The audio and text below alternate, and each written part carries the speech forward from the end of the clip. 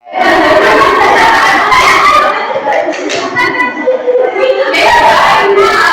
vas pitam nešto, da li ste razmišljali o tome koje sve poznate ličnosti potiču iz našeg kraja?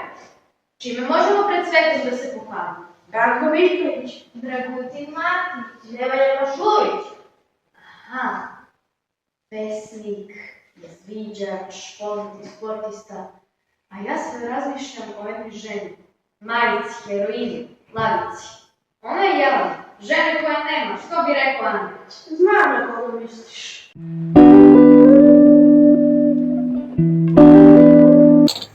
U ringu ste već 10 godina. Sa kim? Sa Rakom. Ko vam je najveća podrška? Moja porodica, prijatelji i svi ljudi koji me vole. Plivali ste za časni krst. Jeste, to je bio moj izazov i ujedno sam probala da pobedim sebe. Jer kad pobedite sebe, onda znate da možete da pobedite i svaki ostali problem. Tražite lek u prirodi, zar ne? Tako je. Priroda je stvorena da nam pruži lek, tako da verujem u nju i nadam se da će ona istom merom da uzvrati meni. Čini mi se da je osmeh vaš zaštitni znak. Pa tako kažu. Hajde malo da se igramo.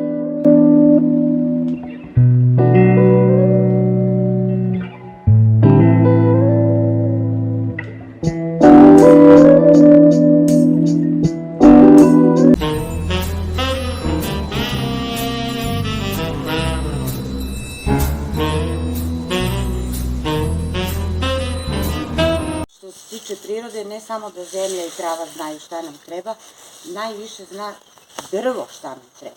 Jer drvo je ono koje nam daje kiseonik i stvar koja nam je najbitnija da dišemo i da živimo svaki dan.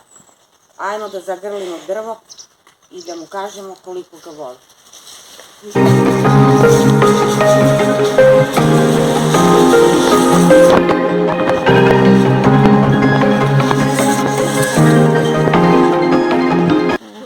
Jel čujete šta kaže drvo?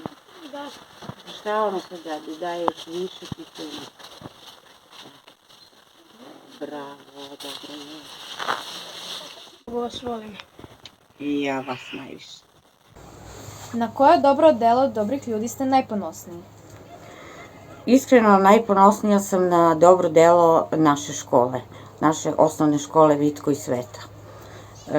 Ta deca, ti pedagozi, nastavnici, direktori, svi su mi izašli u susret onda kad mi je bilo najpotrebnije. Deca su pružala podrške, čestitke, skupljali su novac jer je nažalost bio potreban za lečenje, tako da sam veoma ponosna na vas. I kako se osjećate povodom toga? Veoma emotivno. U tom trenutku sam taj vaš gest nosila na leđima kao teret, iako je bio naravno prelep. I čekala sam jednu, bar ovakvu priliku da vam kažem hvala vam što vas imam i hvala vam što postojite i što na vama svet ostaje. Da li imate neku posebnu poruku za sve ostale ljude? Da, naravno. Za ostvarenje naših ciljeva na tom putu stojimo samo mi. Tako da kad to znamo, onda je vrlo lako da pobedimo svaku prepreku.